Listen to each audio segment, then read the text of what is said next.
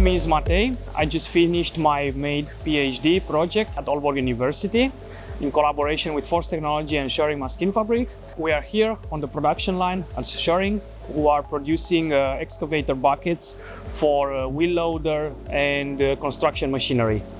The PhD is about value chain optimization and digitalization with focus on automatic programming of welding robots. To accomplish the automatic programming of welding robot, we have developed a middleware which makes the connection between CAD systems and offline programming systems. Traditionally, the robotics engineers have to look at 2D drawings in order to see where the weldments are located, and then they manually program those locations inside the offline programming system. We have automatized that process. Similar solution exists, but they are implemented in very expensive platforms which are unreachable by small medium enterprises usually.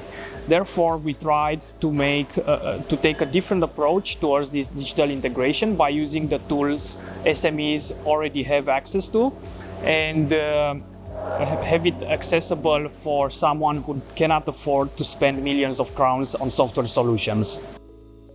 Using our solution, you reduce the occurrence of human errors that can happen when you transfer the data from one system to another.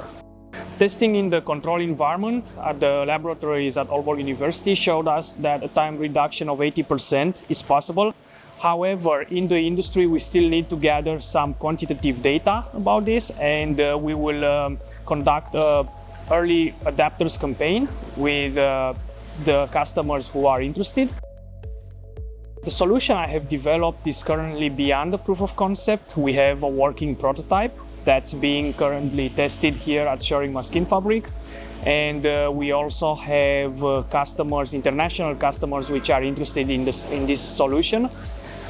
We are building a company that will allow us to distribute our software solution to whoever is interested in the metal fabrication industry. I would like to ask the next main researcher, how is your project going to help the Danish industry?